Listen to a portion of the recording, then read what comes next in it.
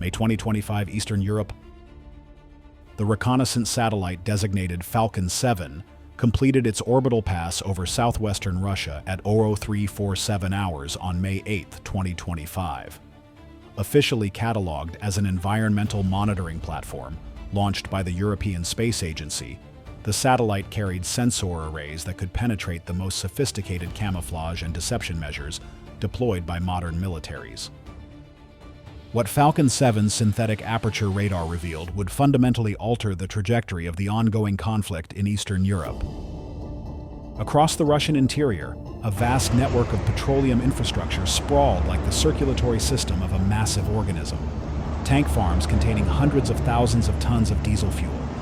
Rail terminals where endless convoys of tanker cars queued for loading. Distribution hubs where truck convoys assembled for their westward journey to feed the war machine grinding through eastern Ukraine. Major Alexander Petrov studied the thermal imagery in a secure facility beneath the Ukrainian General Staff building in Kiev. A career intelligence officer who had spent years analyzing Russian logistics networks, Petrov immediately grasped the strategic implications of what the satellite had uncovered. Every armored division operating along our eastern front depends on this infrastructure, he briefed the assembled command staff. Every helicopter sortie, every tank advance, every supply convoy, all of it traces back to these petroleum storage complexes. The facilities were strategically positioned beyond the reach of Ukraine's existing strike capabilities. HIMARS rockets could reach 90 kilometers. Storm Shadow cruise missiles extended that range to 250 kilometers. But the most critical fuel depots lay 400-500 kilometers inside Russian territory, protected by distance and increasingly sophisticated air defense networks. The solution emerged from Ukraine's rapidly expanding unmanned systems program. Working in close collaboration with NATO intelligence services, Ukrainian engineers had developed what they designated Sablya, Sabre drones, long-range autonomous weapon systems specifically designed for deep penetration missions against hardened targets. Each Sablya drone measured approximately 3.5 meters in length, with a wingspan of 2.8 meters when deployed. Advanced radar-absorbing materials coated every surface, reducing the aircraft's electromagnetic signature to levels barely distinguishable from atmospheric clutter. Sophisticated navigation systems integrated real-time satellite feeds with terrain-following radar, enabling autonomous flight profiles that exploited topographical features for concealment. Most significantly, the Sablya incorporated adaptive mission planning capabilities. Unlike conventional cruise missiles that followed predetermined flight paths to fixed targets, these drones could receive updated targeting information and mission parameters throughout their flight profiles. Colonel Yana Kovalenko, commander of Ukraine's Special Operations Aviation Regiment, supervised the preparation of the first operational squadron in a converted industrial facility outside Cherkasy. The facility had been selected for its proximity to multiple transportation networks while maintaining sufficient operational security to prevent detection by Russian intelligence services. "We're not just launching an attack," Colonel Kovalenko explained to her assembled pilots and operators. "We're validating an entirely new approach to deep strike operations. Success here opens possibilities we've never had before." The operational plan, designated Blackout, targeted 3 critical nodes in Russia's fuel distribution network. The Leetsk complex, a massive storage and distribution facility supplying petroleum products to armored formations operating near the Belgorod sector. The Tula installation, which served as the primary fuel hub for air operations, launched from bases supporting the southern front. And the strategic prize, the Ryazan facility, a sprawling tank farm that supplied nearly 30% of the fuel consumed by Russian forces across the entire Ukrainian theater. Operational security protocols were unprecedented. Communication regarding Blackout was restricted to secure, compartmentalized channels. Cover stories attributed increased activity at Ukrainian facilities to defensive preparations and maintenance operations. Russian intelligence services, focused primarily on monitoring conventional military buildups, failed to detect the preparation of deep strike capabilities. This is Navy warfare. If you want to see how Ukraine's secret drone technology is about to reshape modern warfare, Smash that like button and subscribe for exclusive military analysis. At 02:15 hours on May 11th, Ukrainian drone operators took their positions in the underground command center. Multiple screens displayed real-time satellite feeds showing thermal signatures at the target facilities. The Leetsk complex glowed with the heat signatures of fully loaded storage tanks. Tula showed active refueling operations with multiple aircraft on the ground. Ryazan presented the most attractive target profile, maximum fuel loads, and minimal air defense activity. Thermal confirmation on all primary objectives, reported the intelligence liaison monitoring Falcon 7's feeds. Leetsk shows optimal strike conditions. Tula has active aviation fuel operations. Ryazan is at maximum capacity. Colonel Kovalenko reviewed the final mission parameters. Execute Blackout. The first wave of 8 Sablya drones lifted off from concealed launch positions scattered across northern Ukraine. Their electric propulsion systems produced minimal acoustic signatures compared to conventional aircraft. Within minutes, the drones had disappeared into the pre-dawn darkness, their flight paths programmed to exploit gaps in Russian radar coverage. The Sablya's navigation systems continuously process data from multiple sources: GPS satellites, inertial guidance systems, terrain-following radar, and most critically, real-time updates from Falcon 7's orbital surveillance platform. This integration enabled the drones to adapt their routes dynamically, avoiding air defense installations and patrol aircraft. At 0342 hours, Russian radar operators at the Leetsk Air Defense Command registered brief anomalous contacts. The signatures appeared and disappeared too rapidly for conventional threat classification. Standard procedures called for reporting such anomalies as atmospheric interference, unless sustained contact could be established. The operators had no way of knowing that 4 Sablya drones were already within 15 kilometers of their assigned target. The Leetsk petroleum complex represented decades of infrastructure investment. Dozens of storage tanks, each containing thousands of tons of diesel and aviation fuel, stood in carefully planned arrays. Pipeline networks connected the storage areas to rail loading facilities and truck marshalling yards. The complex supplied petroleum products to Russian armored formations operating across a 200-kilometer front. At 0356 hours, the attack commenced with devastating precision. Sablya drones descended to attack altitude, their electro-optical sensors locking onto the thermal signatures of primary storage tanks. In the command center beneath Kyiv, operators made final targeting adjustments based on live satellite intelligence. The largest storage tank containing premium diesel fuel received priority targeting designation. Primary target acquired, initiating strike sequence. The explosion illuminated the facility like daylight. The initial warhead detonation ruptured the primary tank, sending thousands of liters of diesel fuel cascading across the complex. Secondary incendiary submunitions ignited the spreading fuel, creating an inferno that consumed the entire storage area within minutes. Chain reactions followed immediately. The intense heat from the initial fire ignited neighboring tanks in sequence. Pipeline ruptures sent streams of burning fuel across the facility's road networks. Within 20 minutes, the entire Leetsk complex was consumed by fires visible from orbit. Emergency response teams from Leetsk City attempted to reach the facility but were driven back by intense heat and continuous explosions. The fire burned for more than 40 hours, consuming an estimated 50,000 tons of fuel and destroying critical infrastructure that would require months to rebuild. Social media footage from local civilians showed towering columns of black smoke visible from dozens of kilometers away.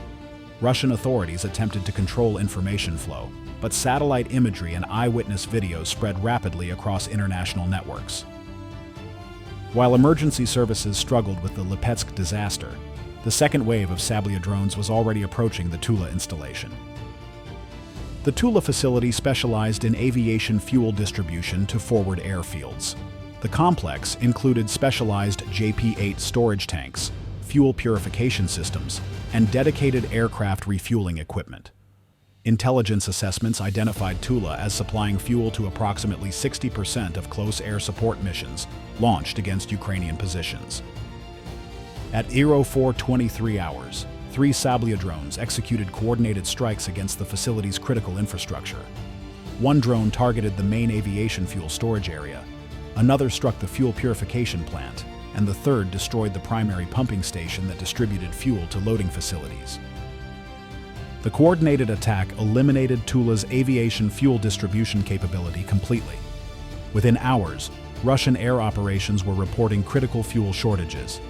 Scheduled close air support missions were canceled. Fighter patrols over contested areas were reduced by more than 50%. Helicopter operations supporting ground forces dropped to minimal levels. But the most devastating strike was still approaching. Want to see how this deep strike operation reshapes the entire conflict? Hit subscribe and the notification bell to stay updated on Navy warfare's exclusive military analysis. The Ryazan installation represented the crown jewel of Russia's petroleum logistics network.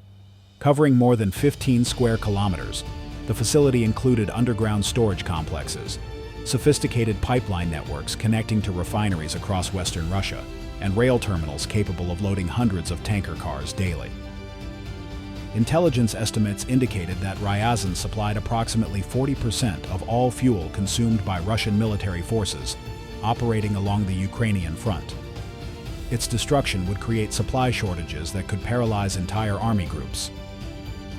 At 4:47 hours, 4 Sablya drones began their final approach to Ryazan. The facility's air defense network included Panzer S-1 systems and overlapping radar coverage specifically designed to counter cruise missile attacks. But the Sablya drones had been engineered to defeat exactly these defensive measures. Flying at extremely low altitude and utilizing sophisticated electronic countermeasures, the drones exploited blind spots in the radar coverage. Their minimal radar cross-sections and advanced stealth characteristics made detection nearly impossible until the final moments of their attack runs. The strike commenced with surgical precision. Multiple warheads penetrated the underground storage complex, sending massive explosions deep into the facility's infrastructure. Above-ground storage tanks erupted in sequence, creating a firestorm that consumed the entire installation. The explosion was so intense that seismic monitoring stations across Eastern Europe registered it as a magnitude 2.1 earthquake. The fireball climbed more than 800 meters into the atmosphere, visible from over 150 kilometers away. For the next 60 hours, Ryazan burned with such intensity that all firefighting efforts proved futile. Within days, the strategic impact became unmistakable. Russian armored units across multiple fronts began reporting critical fuel shortages. Planned offensive operations were postponed indefinitely. Supply convoys that had maintained regular schedules for months suddenly found themselves unable to obtain adequate petroleum products. NATO intelligence services, monitoring Russian military communications, intercepted increasingly desperate requests for fuel from unit commanders across the front. Some armored battalions were forced to cannibalize vehicles to maintain essential equipment. Air operations dropped to their lowest levels since the early phases of the conflict. Colonel Kovalenko, reviewing battle damage assessments from the command center, understood that they had achieved something unprecedented. In a single coordinated operation, they had disrupted Russia's entire logistics network across hundreds of kilometers of front line. The Russian response came within 36 hours. Iskander ballistic missiles, Kalibr cruise missiles from Black Sea platforms, and long-range bomber strikes targeted suspected Ukrainian drone facilities across the country. The retaliation was fierce but largely ineffective. Ukrainian air defenses intercepted most incoming missiles, and the actual production facilities had been dispersed and camouflaged beyond Russian intelligence capabilities. More significantly, the Russian counterattack revealed how severely their own capabilities had been degraded. Many planned sorties were canceled due to insufficient aviation fuel. Ground-based missile systems experienced extended reload cycles due to transportation difficulties caused by fuel shortages. International response was swift and significant.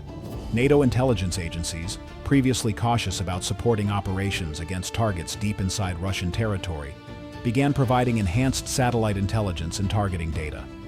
The success of Operation Blackout demonstrated that precision strikes against logistics infrastructure could achieve strategic effects without requiring direct confrontation with Russian combat forces. For Ukraine's military leadership, the operation validated an entirely new strategic approach. Rather than attempting to match Russian numerical superiority in conventional systems, Ukraine could leverage technological advantages and superior intelligence to strike at critical vulnerabilities deep in the enemy's rear areas. The Sablya drone program received immediate expansion authorization. Additional production facilities were established, new target sets identified, and operational procedures refined based on lessons learned from the initial strikes. Russian forces responded with desperate countermeasures. Fuel storage facilities were dispersed and hardened. Air defense coverage was extended deeper into the interior. Alternative supply routes were developed to reduce dependency on fixed installations. However, the fundamental damage had been done. The Russian war machine, previously considered unstoppable due to its vast resource base and strategic depth, had revealed critical vulnerabilities. Modern military forces require sophisticated logistics networks, and those networks can be disrupted by precisely applied technological capabilities. This is how Ukraine's innovation is changing modern warfare forever. Subscribe to Navy Warfare and hit that bell icon for the latest military technology analysis and strategic insights. In the weeks following Operation Blackout, similar strikes targeted additional Russian facilities. Railway junctions, ammunition storage areas, and communication centers all fell victim to Ukraine's expanding deep strike capabilities. Each attack further degraded Russian operational capacity, while demonstrating the futility of relying solely on geographic distance for protection. The conflict had entered a fundamentally different phase, defined not by the grinding attrition of positional warfare, but by surgical strikes against the infrastructure that enables modern military operations.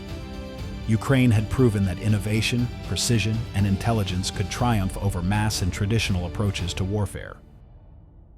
Major Petrov, reviewing satellite imagery of the still smoldering ruins at Ryazan, understood that they had crossed a strategic threshold. The era of sanctuary areas protected by distance had ended. No facility, regardless of its location, could be considered immune from precision attack. In Moscow, military planners studied the wreckage of their logistics network and reached uncomfortable conclusions about the nature of contemporary warfare. The conflict they had planned to fight, one dependent on traditional advantages of mass, firepower, and strategic depth, no longer existed. The war they were now fighting required capabilities they did not possess and defenses they could not provide. Operation Blackout had lasted less than 6 hours from initiation to completion. Its strategic effects would influence the conflict for months to come, demonstrating that the future of warfare belonged to those who could most effectively integrate advanced technology, precision intelligence, and innovative tactics. The age of deep strike warfare had definitively arrived, and the implications would reshape military doctrine for generations.